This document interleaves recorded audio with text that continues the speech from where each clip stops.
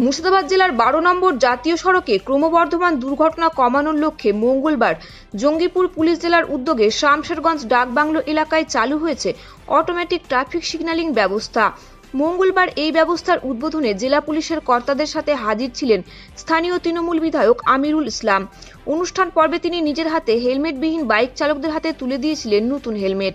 উদ্বোধনী অনুষ্ঠানে হাজির জেলা পুলিশ প্রশাসনের শীর্ষ কর্তারা কড়া ভাষায় জানিয়েছিলেন, প্রাণঘাতী দুর্ঘটনা এড়ানোর জন্য সকলকে হেলমেট পরে মোটরসাইকেল চালাতে হবে। অথচ এই ঘটনার 24 ঘন্টা কাটার আগে ওই বিধায়কের উদ্যোগে 21 জুলাইয়ের প্রস্তুতি হিসাবে বুধবার বাসুদেবপুর থেকে ধুলিয়ান পর্যন্ত তৃণমূল কর্মীদের একটি বিশাল বাইক মিছিল অনুষ্ঠিত হলো। যদিও গতকাল যে বিধায়ক সকলকে হেলমেট পরে বাইক চালানোর জন্য অনুরোধ করেছিলেন, আজ তার উপস্থিতিতেই নিজের দলের বেশিরভাগ কর্মীরা বিনা বাধায় মাথায় হেলমেট ছাড়া দাপিয়ে বাইক র্যালি করলো। আর নীরবে তা দেখল জেলা পুলিশ প্রশাসন। প্রসঙ্গত উল্লেখ্য, শামশেরগঞ্জ বিধানসভা এলাকায় তৃণমূল বিধায়ক আমিরুল ইসলামের সাথে মুর্শিদাবাদ জেলা পরিষদের সদস্য তথা জঙ্গিপুরের তৃণমূল সাংসদ খলিলুর রহমানের ঘনিষ্ঠ আনোয়ারুল হক বিপ্লবের দীর্ঘদিন ধরেই ঠান্ডা লড়াই চলছে। কিছুদিন আগে খলিলুর রহমানকে সংবর্ধনা দেওয়ার জন্য আনোয়ারুল হক শামশেরগঞ্জ থেকে রঘুনাথগঞ্জ শহর পর্যন্ত প্রায় 500 বাইকের একটি র্যালি করেছিলেন। সেখানেও বেশিরভাগ তৃণমূল কর্মীর মাথাতে হেলমেট ছিল না। তৃণমূল সূত্রের খবর, শামশেরগঞ্জে নিজের শক্তি প্রদর্শন করার জন্য আজ পাল্টা বাইক র্যালি করেছেন তৃণমূল বিধায়ক আমিরুল ইসলাম। জেলা পুলিশের এক শীর্ষ আধিকারিক নাম না প্রকাশের শর্তে বলেন, মুখ্যমন্ত্রীর স্বপ্নের সেফ ড্রাইভ প্রকল্পের মধ্যে দিয়ে আমরা পথ নিরাপত্তা সম্পর্কে মানুষকে সচেতন করে থাকি। সাম্প্রতিক একটি পরিসংখ্যানে দেখা যাচ্ছে, গোটা দেশে অপরাধের ঘটনাতে যত মানুষের মৃত্যু হয় তার থেকে অনেক বেশি মানুষ পথ দুর্ঘটনাতে মারা যান। তার মধ্যে একটি বড় সংখ্যক মানুষের মৃত্যুর কারণ হলো হেলমেট না পরে মোটরসাইকেল চালানো। তিনি বলেন, কোনো রাজনৈতিক দলের বিপুল সংখ্যক কর্মী হেলমেট না পরে র্যালি করলে এবং তাদের বিরুদ্ধে আইনি ব্যবস্থা নেওয়ার চেষ্টা হলে আইন শৃঙ্খলা পরিস্থিতির অবনতি হতে পারে। সেই কারণে অনেক সময় সবকিছু দেখেও আমাদেরকে চুপ করে থাকতে হয়।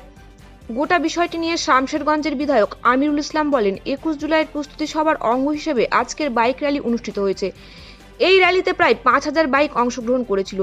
তিনি দাবি করেন, আমাদের র্যালিতে দলের যে সমস্ত কর্মীরা অংশগ্রহণ করেছিল তাদের সবাইকেই আমি হেলমেট পরে অংশগ্রহণ করতে বলেছিলাম, কিন্তু কিছু পথ চলতি বাইক আরোহী বিনা হেলমেটে মোটরসাইকেল নিয়ে আমাদের র্যালিতে ঢুকে গিয়েছিল।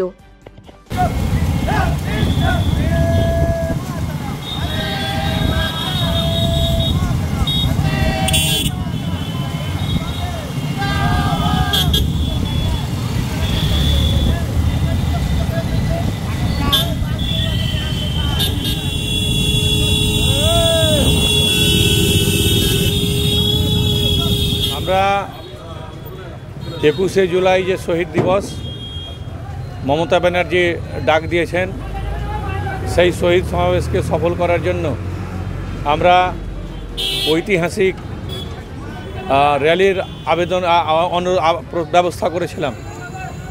হাজার হাজার মানুষ এই বাইক মিছিলে অংশগ্রহণ করেছিলেন। আমাদের প্রিয় নেত্রী, বাংলার জননেত্রী মমতা বন্দ্যোপাধ্যায়ের ডাকে 21শে জুলাই শহীদ সমাবেশকে সফল করার জন্য আমাদের নেতা অভিষেক বন্দ্যোপাধ্যায় নির্দেশ দিয়েছিলেন, প্রত্যেকটা মানুষের কাছে 21শে জুলাইয়ের তাৎপর্য পৌঁছে দিতে হবে। 21শে জুলাই তৃণমূল কংগ্রেস কেন পালন করে, এর তাৎপর্য কি, সেটা মানুষের কাছে আমরা বিভিন্ন সমাবেশের মাধ্যমে আমরা কিন্তু তুলে ধরছি। আর আজকে আমরা এই বিশাল ঐতিহাসিক র্যালির মাধ্যমে আমরা শামশেরগঞ্জ ব্লক তৃণমূল কংগ্রেসের নেতৃত্বে আমাদের যে শামশেরগঞ্জ বিধানসভার অন্তর্ভুক্ত 7টা গ্রাম পঞ্চায়েত, সেই 7টা গ্রাম পঞ্চায়েতের তৃণমূল কংগ্রেসের কর্মীদের নিয়ে আমরা কিন্তু আজকের এই ঐতিহাসিক মিছিলটা করলাম। আপনারা দেখলেন যে আমরা 9টার সময় এই মিছিলের ডাক দিয়েছিলাম, ধুলিয়ান আসতে 10:15 বেজেছে, 11:15 বেজেছে।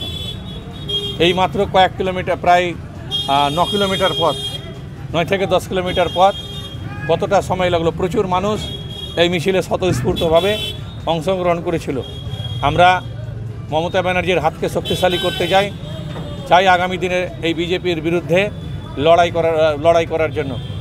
এবং বাংলায় সিপিএম মুক্ত বাংলা মমতা ব্যানার্জি কিন্তু আজকে গড়েছেন।